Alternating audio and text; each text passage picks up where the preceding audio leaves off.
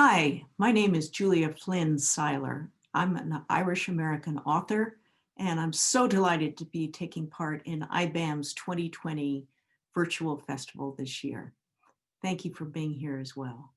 I am the author of 3 nonfiction books. My first one was The House of Mondavi, about the famous Napa Valley wine dynasty. The second was Lost Kingdom, about the overthrow of the last queen of Hawaii. And today I'm going to talk to you about my most recent book, which is The White Devil's Daughters, the women who fought slavery in San Francisco's Chinatown. I hope this will come to you as a surprising story, true story, and also an inspiring one. I'm going to share some archival photographs with you that I discovered along the way. So if you'll bear with me for a moment, I shall bring them up to my screen and tell you the story through these remarkable images.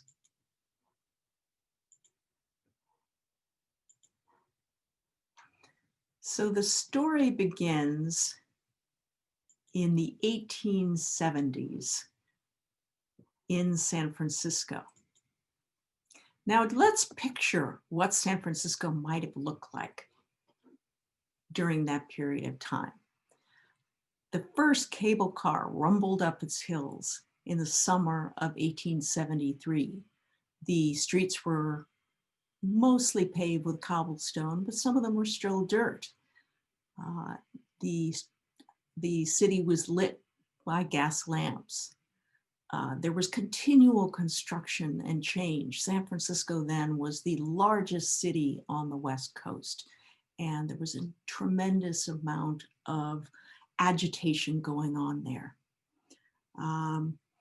And I spent 5 years working on piecing together this story. I spent time at UC Berkeley's Bancroft Library, at Stanford Special Collections, the National Archives, tracking down descendants of some of the people who were involved in the story, traveling across the country and abroad to piece together this story. This was a time, the 1870s in San Francisco, when there was a tremendous amount of anti-Asian agitation and violence, much of that coming from the Irish workmen who were in San Francisco at that time and who felt threatened by the Chinese. There was a tremendous amount of racism directed at the Chinese at that period of time. So the gold rush had ended 2 decades earlier, and the Chinese who'd worked the mines and laid railroad tracks across the West were drawn to settle in San Francisco, which was then the largest city in Chinese America on the North American continent. And San Francisco itself remained a rough port town. As one journalist at the time wrote, it was a town of men and taverns and boarding houses and billiard saloons. It was the cussedest place for women. And I love this photograph because with the woman's face in the foreground, it kind of shows us what it might have been like for a woman living during that period of time. Now, San Francisco's Chinatown itself was a densely packed ghetto in the heart of the city, centered around Portsmouth Square. There were 12,000 people living in roughly 8 square blocks, and the vast majority of people, as this photograph illustrates, were men who had left their families back in China. Now, there were a huge number of brothels in Chinatown in response to the demand for sex. And the demand came from both Chinese and from white men. And the vast majority of girls and women who lived in Chinatown in the 1860s and the 1870s, according to census takers at the time, were prostitutes. Now, a few of these may have chosen that work, but the vast majority were tricked or sold or forced into it. And keep in mind that many were very, very young. They were 12, 13, 14 years old. And the conditions were absolutely brutal. Between abuse and disease, the average life expectancy of a prostitute in the second half of the 19th century in San Francisco was 4 years, that's all. Now, Congress, as you'll recall, had passed the 13th Amendment at the end of the Civil War, and that was aimed at ending the slavery of African Americans. Yet there were open auctions of Asian girls and women on the streets of San Francisco. Now, how do we know this? We know this because newspapers reported it, and there was a public outcry at the time. So these auctions began moving to more private places, including a place ironically dubbed the Queen's Room. Now, the Queen's Room was not queenly by any means. It was, in fact, a kind of corral where girls could be inspected and sold off to the highest bidder. So who were the girls trafficked by? Well, they were being trafficked by criminal gangs from China. We might call them triad organizations or criminal tong organizations. But in case you might think this is purely a Chinese phenomenon, there was plenty of support for the trafficking that came from white San Francisco officials. And many people across the West were trafficking or were profiting from this very lucrative business of human trafficking during that period of time. This photograph comes from the Bancroft Library as well. It's the classic photograph of what was known as a slave girl, Chinese slave girl. So the plight of the trafficked girls and women first came to the attention of the wives of Christian missionaries who were working in Chinatown in the 1870s. And they held a meeting, and the idea that they sparked there, fighting the social injustice of sex slavery and human trafficking, was way, way ahead of its time. They rallied a group of mostly middle-class women to set up a safe house, and a few well-known backers, such as Phoebe Apperson Hearst, helped fund this early project. Phoebe Apperson Hearst, of course, was the wife of the US Senator George Hearst, who made his fortune in the mines, and the mother of William Randolph Hearst, who would soon become a media baron. Now, this was a time when women, of course, did not have the right to vote and had little economic or political power. Yet they raised enough money to acquire this very large home on Sacramento Street in San Francisco and to hire the staff to run it. The home, initially in the form of an apartment before they bought this house, opened its doors in 1874. That was 15 years before Hull House in Chicago was made famous by its co-founder, Jane Addams.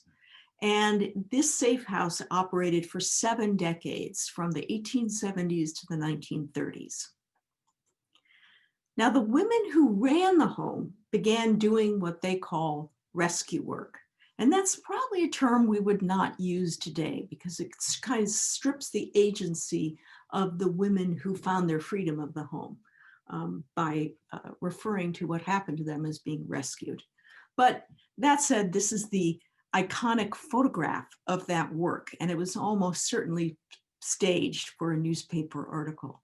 And it's a very illustrative photograph because it shows how the women assembled a team. They had volunteer lawyers. They worked with local law enforcement officials, many of whom, of course, were Irish Americans, immigration officials, policemen.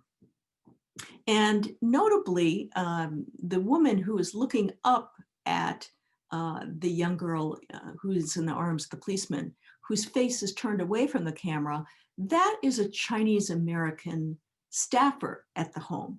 And she would often be the first point of contact for young women who had been trafficked. She would speak to them in their own dialect. She would help them negotiate with law enforcement officials if necessary, immigration officials. And my point here is that the white women who ran the home really could not have done their work at all without the Chinese aides and colleagues who worked closely with them for all those years.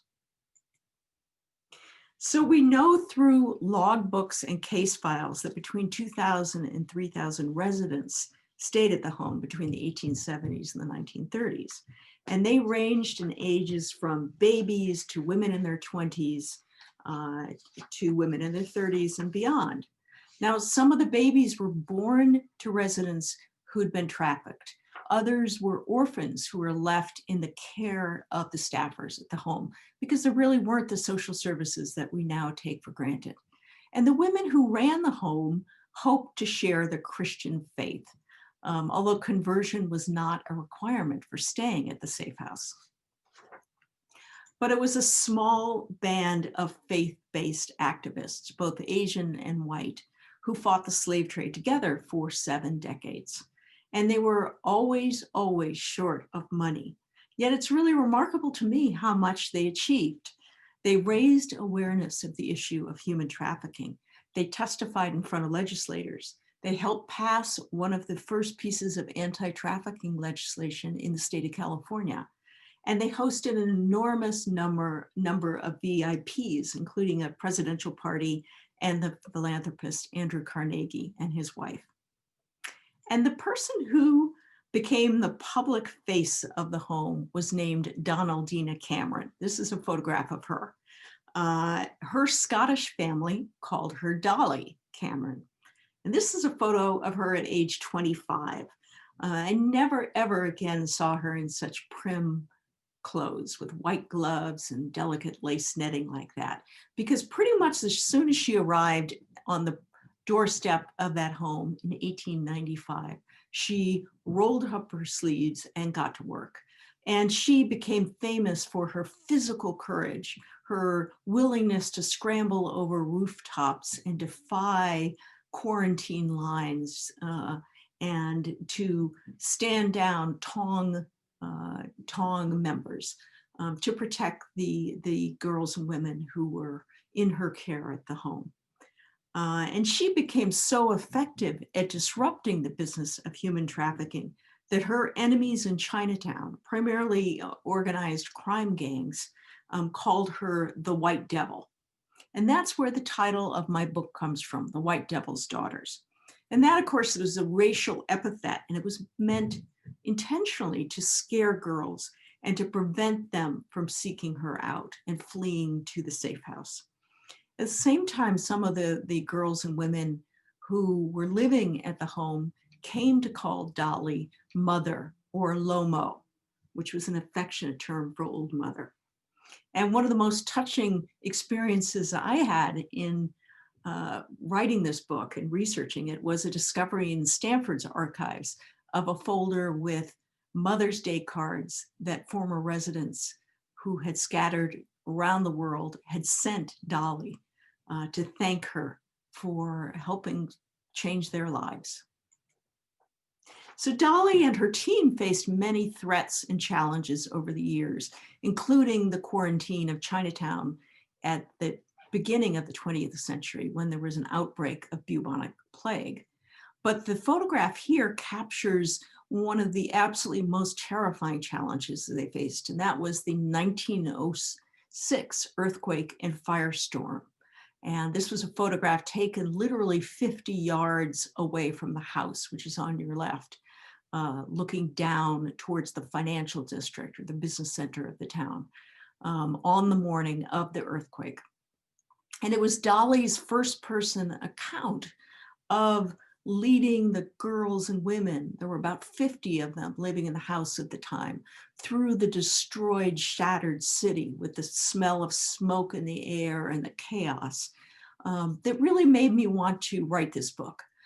I was fascinated by their grit and resilience, and I wanted to learn more about who was in that group of earthquake refugees, who was living in that home, and why was there a safe house that ran for so long in the city of San Francisco. So one of the young women who was among that band of earthquake refugees was named Tai Leung. She's pictured here.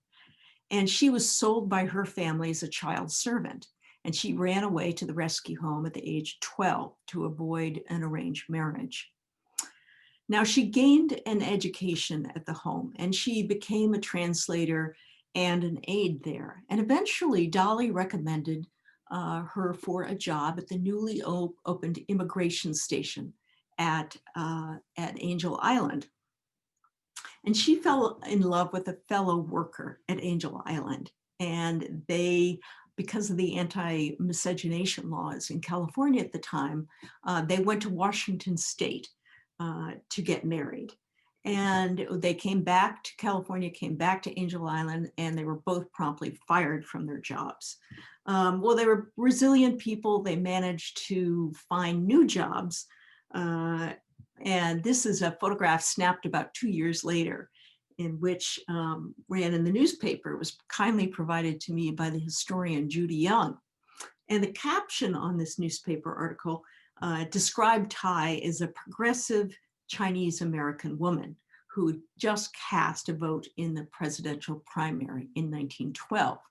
Now, California was way ahead of many other states in the country allowing women to vote.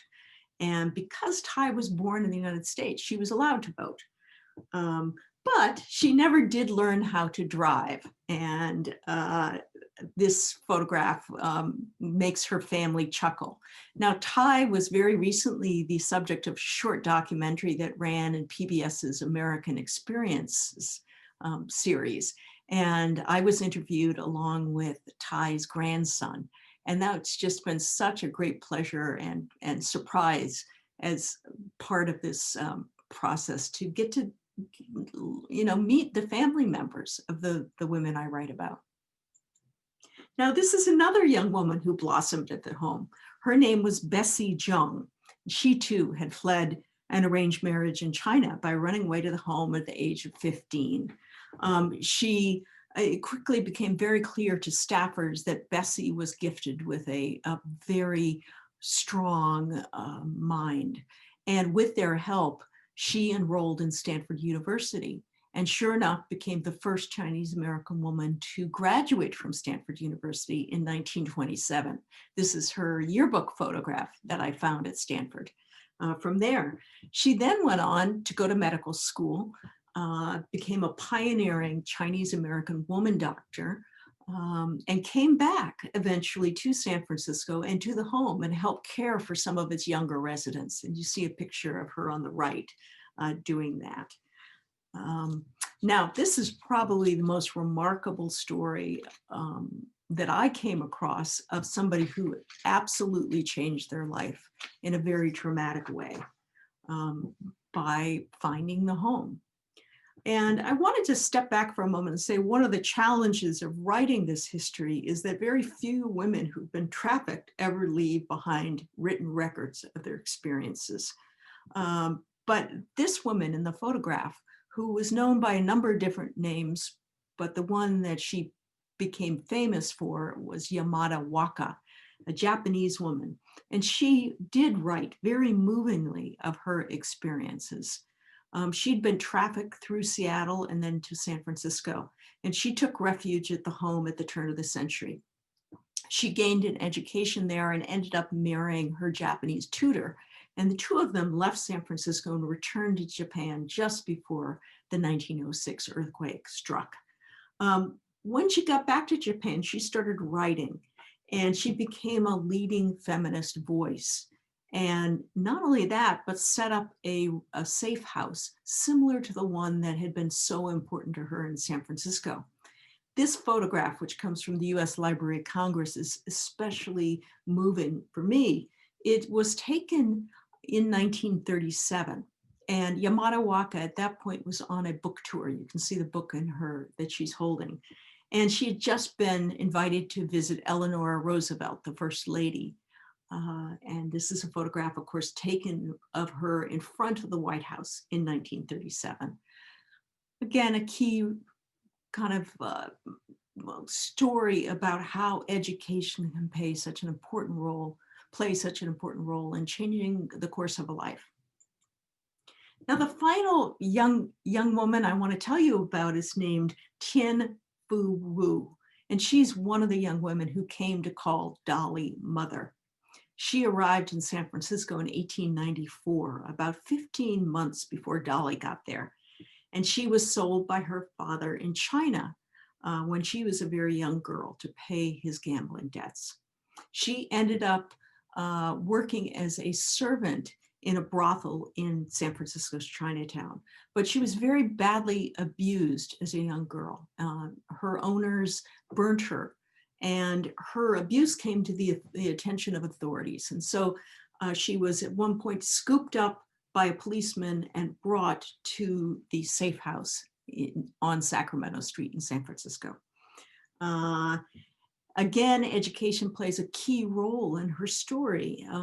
The women at the home found her sponsor, and that sponsor helped her go to a school in Philadelphia around the time of the earthquake. She also then went to college. So she got a very good education. However, she was unable to locate her family, her mother and her grandmother in China. And so really her only family was the other residents and the staffers at the home. And she decided she was going to come back and work there. And that's what she did. She became Dolly's key aide, and she ran the home in her absence, and she translated in court. She traveled around the country checking up on former residents who'd married, and she worked with immigration officials. Now, I traveled all over the country and even overseas for my work. And one of the most moving places I visited was the Cameron family plot in Evergreen Cemetery in Los Angeles. These photographs I took there. In life, Dolly and Tien became each other's closest friends and spent their last years together. And my book, in one sense, is about their very unusual friendship. They were both immigrants who were fighting to protect vulnerable women and help them gain educations. They were both faith-based activists. They both encountered prejudice. They never married. They never had children. They had a lot in common in that sense. And now they're buried in the same family plot. And those gravestones are a reminder of really how close this history is to us. Dolly died in 1968. Tien died in 1975. I was able to interview people who remembered Miss Cameron, as she was known, and Auntie Wu, as she was known. And that brought the history really very close, up close and personal. Now, the house at 920 Sacramento Street is still there in San Francisco, and it's still a key social services agency in Chinatown for the community. It still sometimes handles cases involving sex trafficking, as well as education for new immigrants. And while we describe what those pioneering Presbyterian women did as opening a safe house for survivors of sex trafficking, that's not really how they described what they were doing. How they described it was woman's work for woman, meaning it was a kind of an early feminist mission to try to help people who were more vulnerable than they were. They were reaching across cultural barriers, and they were offering help and education to vulnerable women.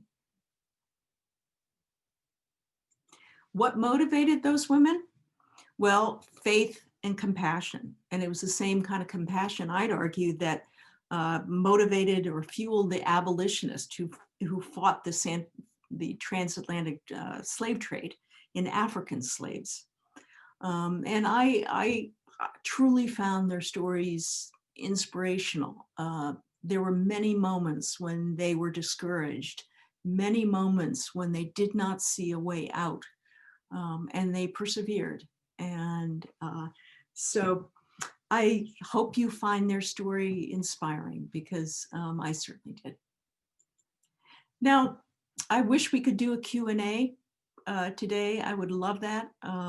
However, you are more than welcome to reach out to me or check out my website, www.juliaflynnsiler.com. And I love to talk to book groups, happy to do it via Zoom, and always welcome reader comments. And I love talking about all three of my books, House of Mandavi, Lost Kingdom, or The White Devil's Daughters. But again, I thank IBAM for this wonderful invitation, and thank you for listening so much. Take care, stay safe. Bye-bye.